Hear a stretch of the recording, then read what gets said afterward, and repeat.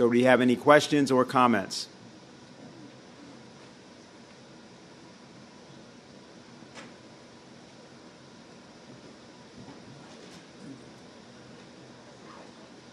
Let's move it over to the question. Hi, I have a question for Ben. I had a conversation with a good friend of ours who happens to be in hedge funds, but fancies himself somewhat of an expert on all kinds of things. And I was reminding him about the anniversary of Chelyabinsk. And then he said, well, we'll never figure out where these asteroids are anyway. And if two of them smash into each other, then all bets are off. And there's no way of figuring this out. So maybe you could elaborate a little bit on what kinds of things we actually should be looking for and what the potential for that is.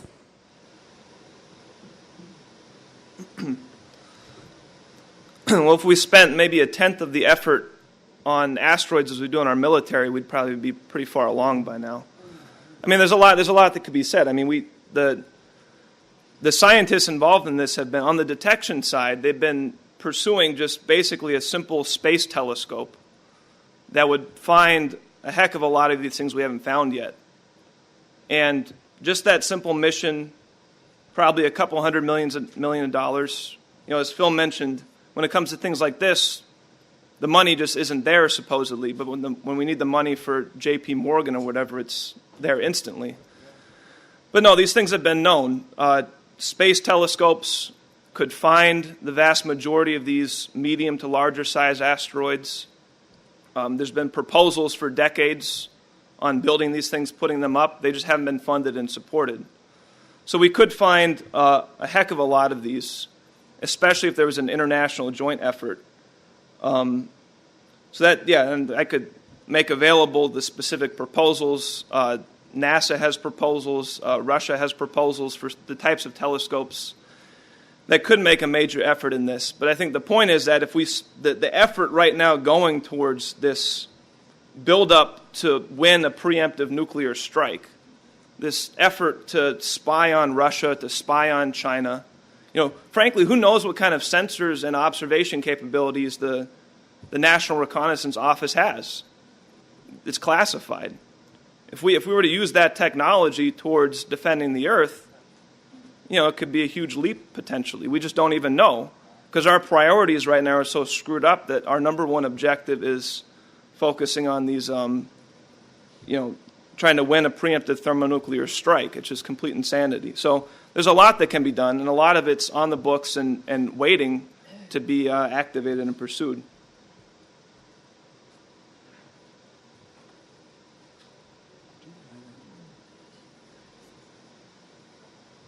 Oh, come on, up here. The microphone's up here.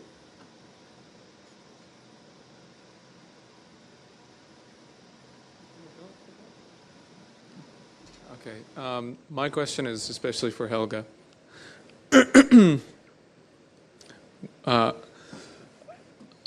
How do we get people to overcome their fear? Because I think we're running into this more and more, which I understand because I've had that feeling of being in a thunderstorm, being woken out of your sleep from a thunderstorm, and feeling like there's maybe that was a bomb, and it's a paralyzing feeling. And it seems to me that many Americans right now are paralyzed. So I want to know from you, how do you think we can deal with this?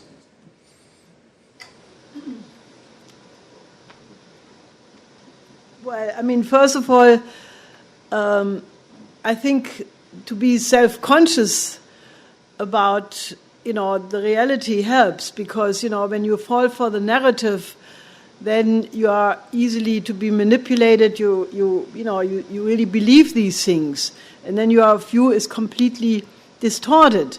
So I think the first thing is to, go for the reality. And the reason why I said things which I assumed some people may not even easily agree with, because, if the bombardment about Russia, about Putin in particular, is so massive, then obviously what I said was totally going against, like when you when you caress a cat against the stroke of the hair, then the cat goes up with their hair. But I took the risk because, unless you really go back to the evolution of this conflict, it was not Russia, and which is the reason for this present crisis. So first of all, to go back to the idea of a truth-seeking person, to not go by the narrative, but to try to form your opinion yourself. And the only way how you can get rid of the fear is by doing exactly what I said in the end, by combining the question of beauty and the sublime. Because it's not so much the question of it's courage. Yes, that's also true, but what makes you, what inoculates you against fear is only the sublime, because it's only when you start to have your identity located not in what happens to you personally. Because if you think that if I go against the stream, in a certain sense, I think people who watch this present, brainwashing through the mass media, through this narrative, through the nudging, through the manipulation. That was how it was before the Nazis took power in Germany. And there were movies, where you could see that, in the beginning there were people against the Nazis. Then as the Nazis gained more power, people adjusted a little bit more, they said a little bit less. And then in the end, the same people who had clear principles before then became those who went along. And I think the only thing which cures you against that is that you have this inner sense of yourself, your absolute inner authority, and that you can only have if you overcome the fear of the physical being. And as Schiller describes very profoundly in these two papers about the sublime, is, when you start to connect your identity to something which is beyond you, future generations, your children, your grandchildren, generations 10, 100 years, 1,000 years from now, you never will know. But you have the sense of mission that with your life you have to contribute something that these generations even can live. And that is something, which makes you internally strong. And when you have this internal strength, you may not be physically more secure than another person who's afraid. Fear as such is not a bad thing. Fear is very helpful to avoid dangers. Fear is a good thing, because if the child doesn't have a fear of the oven, which it couldn't be hot, it would put his hands on the oven again and again. But if it has a fear that may happen, that it's a self-protection. But if that fear becomes paralyzing, if that fear becomes dominant, and it's in a certain sense irrational, because if people would be rational about it, they should be so much more afraid of thermonuclear war and extinction than being a coward and adjust to your, whatever your neighbors think or whatever you're expected to think. So the question is, how do you differentiate between that fear which is completely good for you because it protects you from doing stupid things like jumping off a high building or thinking I can fly, some crazy things which people who watch a lot of video games or Batman or something may think, especially when they took a joint too much or something, So you have to differentiate between that fear which protects you and that fear which is completely off. If you are more afraid of what happens to you in terms of being ostracized or being not invited to a party or something like that, as compared to the reality of that civilization is in such a mortal danger, that I can only, since I'm a political person, I live in reality all the time, or at least, 99.9% of the time. And the more I think about it and the more I study this, especially, when I prepare an article or a speech or a briefing or something, it is hair-raising. It is hair-raising how close we are. Because, an accidental mistake, the history of military history is full of accidents, something which was not in the planning. And right now there is absolutely no exchange between, the United States, Russia, China, of any meaningful discussion of what to do in such a case. And there are articles on the other side that, if some accident happened, like it happened in '95 with some Norwegian missile, it probably would trigger the big war right there, because this communication does not exist. So I think the first thing is, I think the fear, the best way to overcome the fear is to make people more afraid, to make people more afraid of the real thing, because the paralysis comes from, I don't think people are afraid of extinction. They don't even think about it. I think they are afraid of being not popular, of not saying what the newspapers say, of having another opinion than your people you go to a pub with or something like that. People are not afraid of the real thing. If they would be afraid of the real thing, they would be out in the streets. You would have millions of people out there saying, we do not want to be extinct. We want to have something else. So I think, the answer is to make people more afraid, but, really tell them what this is all about. And on the other side, show them the alternative. Because, in a certain sense, the majority of mankind right now is fortunately moving in a completely different way. I have found it very difficult to convince people in Europe and the United States that is so. But, everybody who ever traveled into China in the recent period, or is working there or doing business with, they all come back and say, look, whatever is being said about China in the media is absolutely untrue. Because the best criteria, if a policy is good or bad, is if the people are happy. And if the people in a country are happy, then the government has a good policy. If people are unhappy, then obviously there's something fundamentally wrong. So, I don't need to...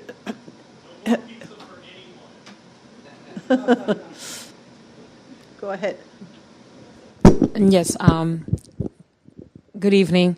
I want to wish you all a happy Valentine's in grace of Jesus. I was invited by Miss Marion Black.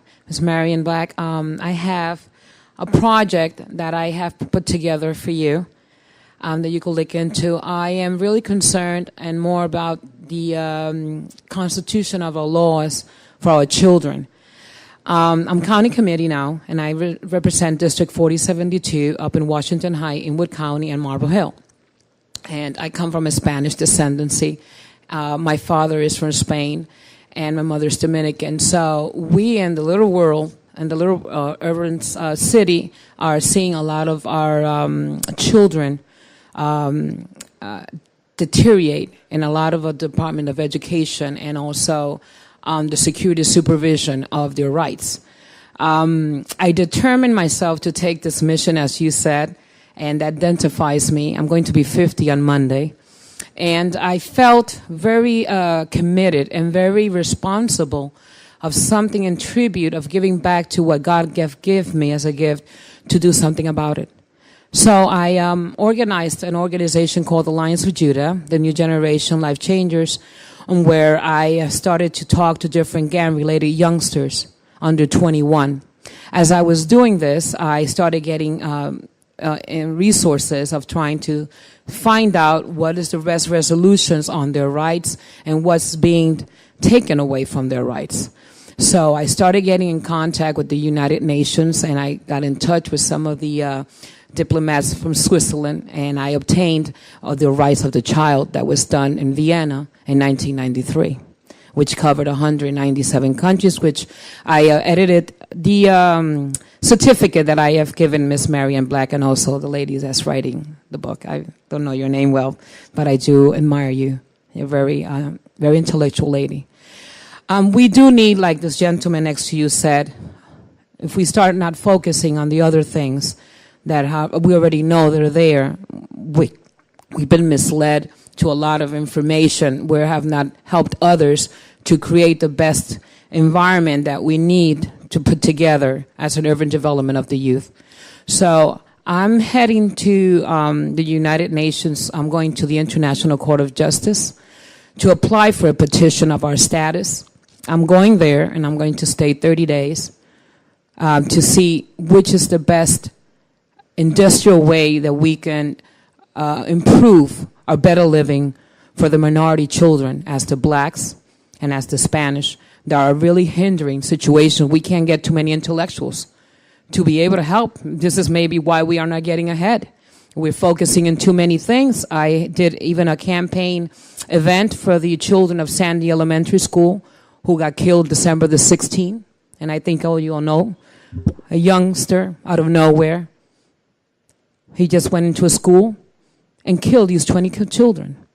These are things that have impacted me, and other issues that are not really mentioned as they should in schools and in our barrio and the residencies of the poor minority other cities that are not, like you said in the news media, relenting, is that they highlight a lot of the violence, but they're only focusing. And what really is hindering all this is that martial law that we are now sitting on 2010 that was edited in our country. So I feel that we need more warriors who industrially have an insight of trying to focus of repairing the damage that while we are getting into all these other scientific situations, our children are decaying. So I come up to you with respect and to tell you that I am trying to do the difference. And I would like to be part of the BRICS, because I do see that you guys want to beautify, you want to do the difference, and it's not like the way the Constitution wants to blend in and think that Russia is your enemy, and you do, you know what I'm saying, trying to divide instead of we all unify. I think would have made a better country and a better planet. God bless you.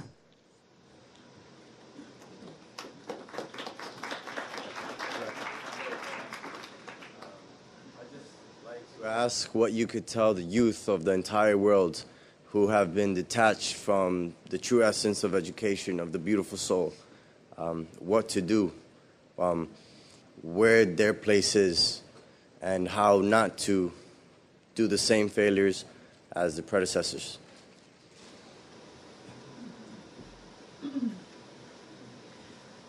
The good thing about youth is that they are youth, even if the older people think that the youth is wasted on them.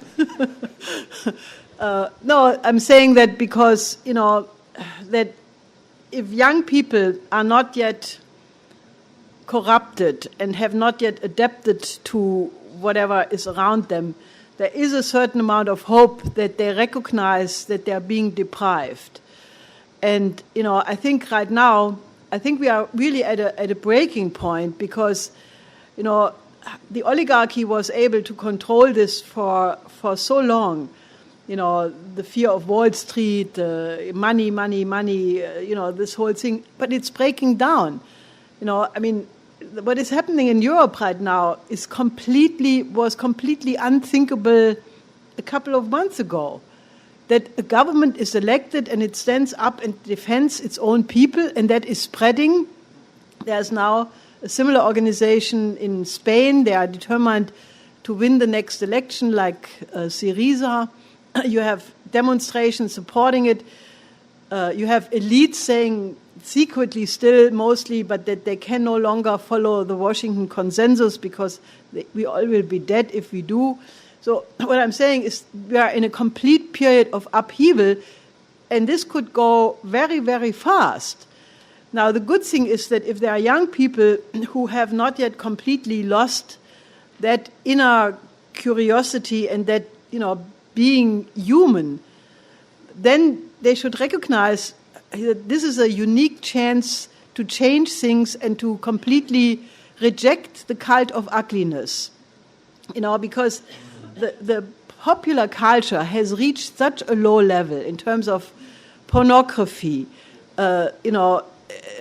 really brainwashing people more and more in terms of the violence of the movies, the meaningless killing, the science fiction movies which have only one purpose of killing.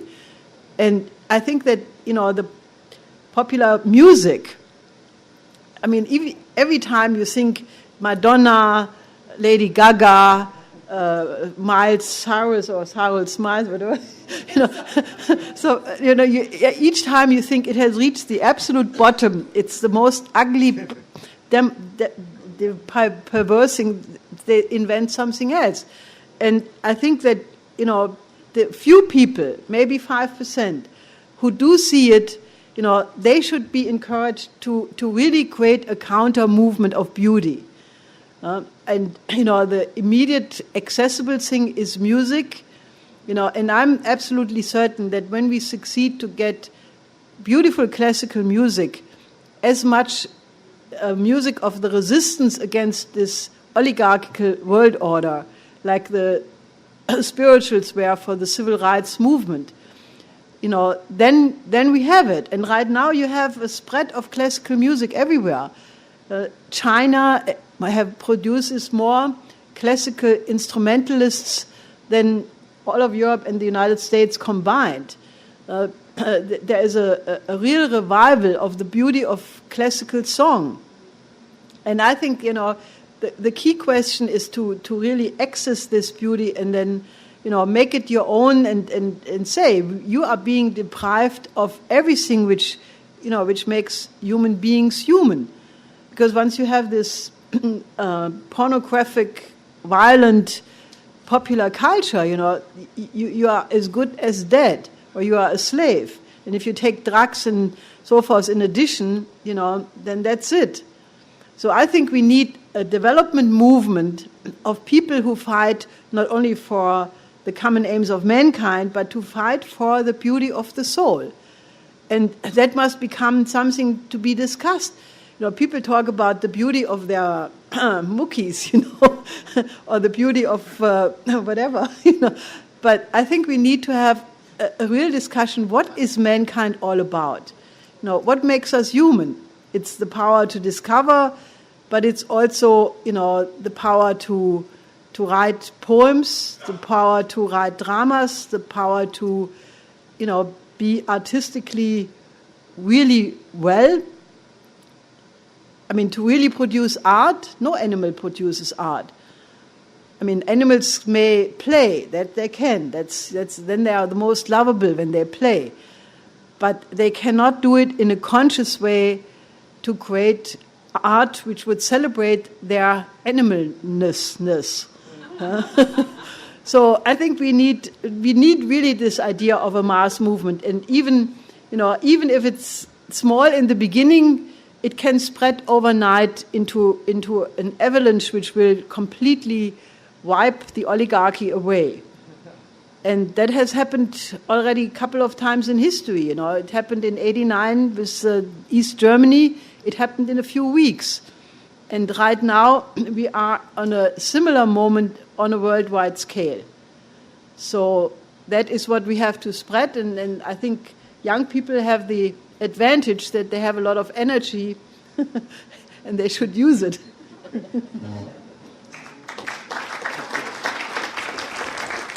going to speak first? Just want to make an announcement that in New Jersey tomorrow there's going to be a youth seminar event held. Is Daniel Burke? Yeah, it's Daniel. If you're not aware of this already, see Daniel. We're going to be taking up in more detail exactly what Helga was raising, particularly focusing on how to develop out of this young generation the quality of leaders needed to make this happen. So if you're not aware about that and you're in the range of your teens, 20s, early 30s, talk to Daniel, talk to me, and you should definitely participate tomorrow. Sweet. Hello? Okay, cool. I'm Alex Augustus Jackson. I like to basically just tell you a little bit about what I see.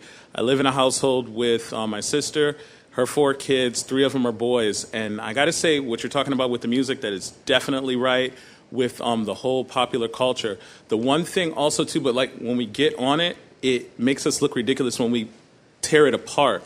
So like when it's just that we talk about, it's just like, oh, music doesn't do that, whatever, when they're separated. But one of the things that I was really concerned with right now, based off of what this lady was talking about that came up before the other gentleman, was that like in the school system right now, the thing that I'm really not impressed with at all and that I really hate is the fact that my nephews, they can pass grades without being graded. They can go all the way to high school without failing.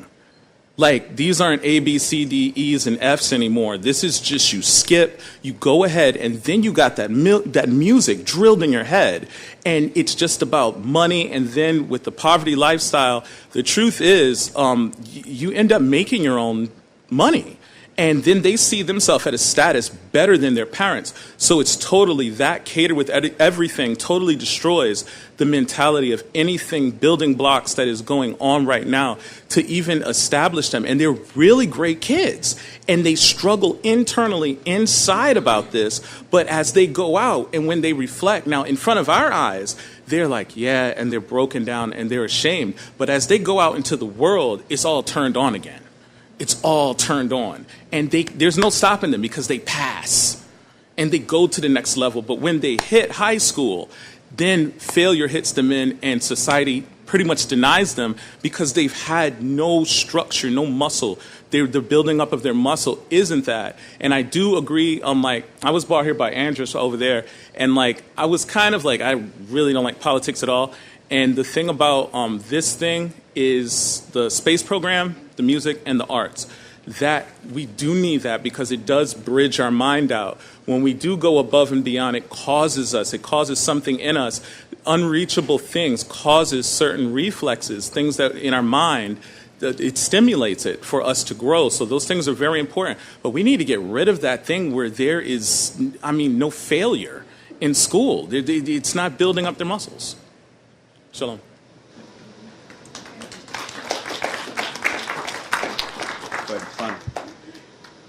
Hi, I'm Patrick from Connecticut, the once Constitution state.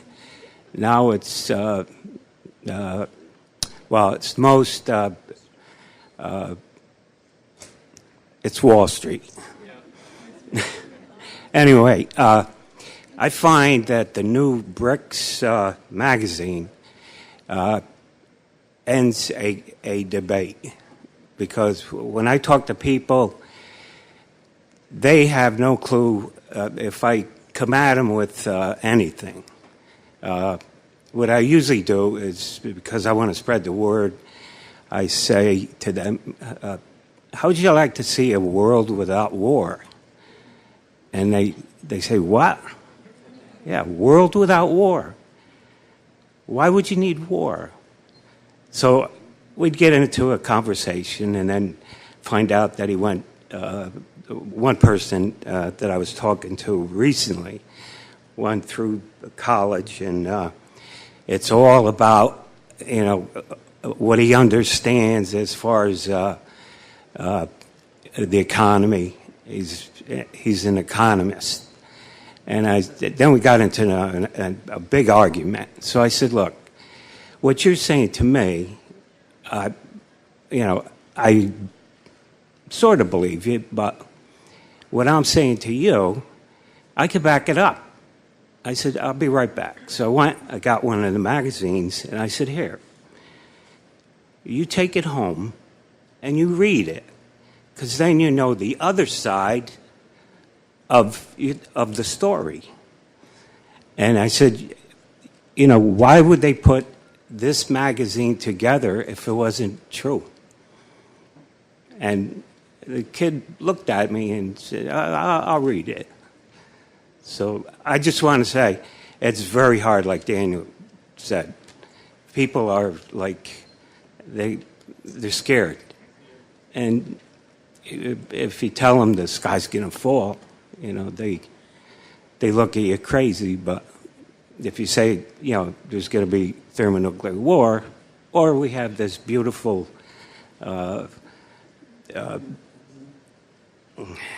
lost with the word. Alternative. Thank you. And that's about it. But it's good to be here. Thank you. We're gonna close down now because we are out of time. I just want to ask Helga if she wants to say anything in conclusion. Come up.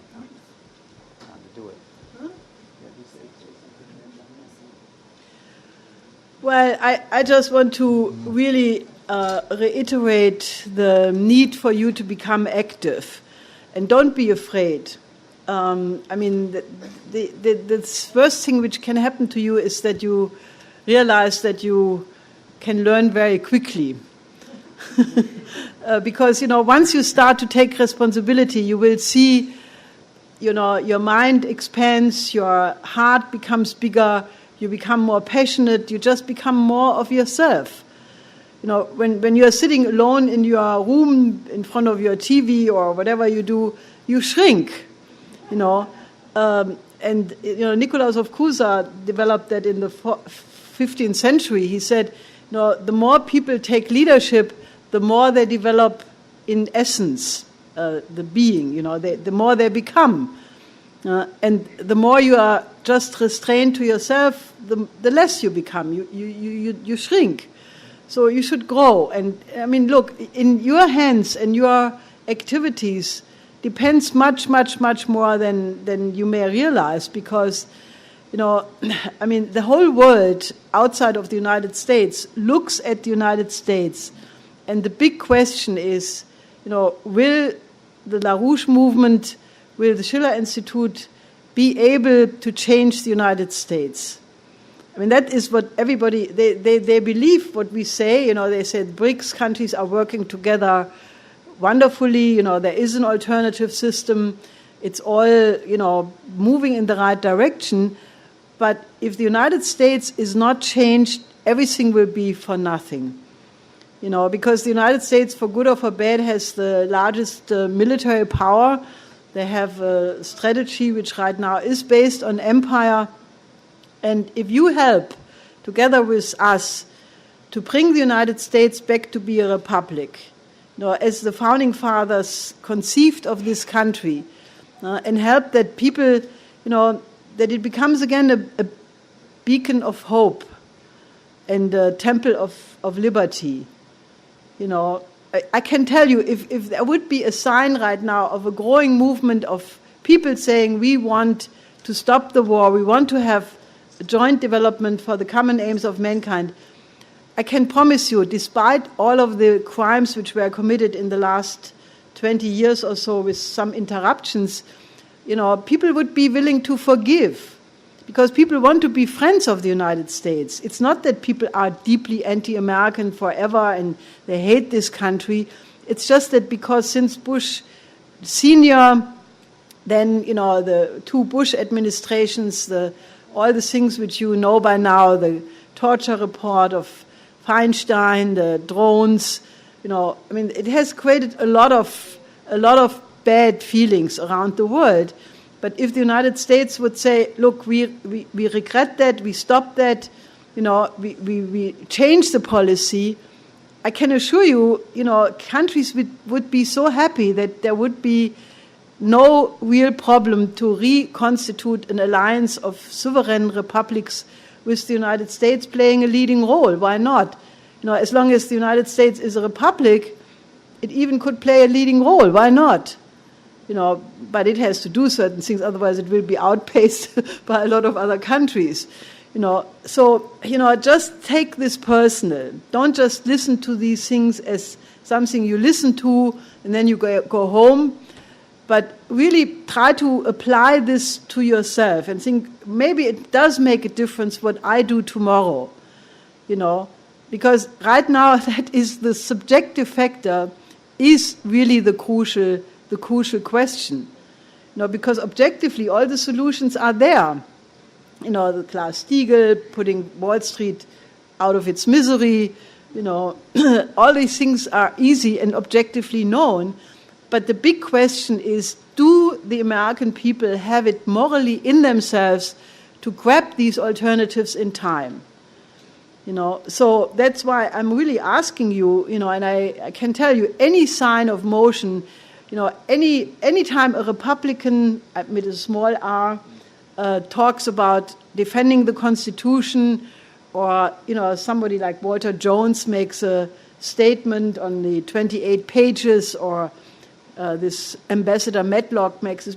People in the rest of the world are thirsty to receive such news, because every time they say there is hope, it's not yet a hopeless, And if you help to make it your personal cause, to make that other better America visible, you personally have done the biggest contribution to prevent a possible catastrophe. So that's what I want you to think about. And also I can promise you it will be turbulent. You will have not much time tomorrow or Sunday, but on Monday you are already in a new turmoil with the euro, with the Ukraine situation. All of this we are now in a period where history is not moving, it's galloping, it's flying. Every time you have sudden dramatic changes which redefine completely where we are at. And that is dangerous, because it may go completely wrong. But it's also a chance, because if you intersect these branching points, you can have a leverage effect, which you don't have in normal times. In normal times, you can have the best ideas, and people walk their way because all the paths are set. But in turbulent times like this, you can, with a small force which has a plan and works together for a good cause, you can change history completely. And I want to really full-heartedly invite you to join that.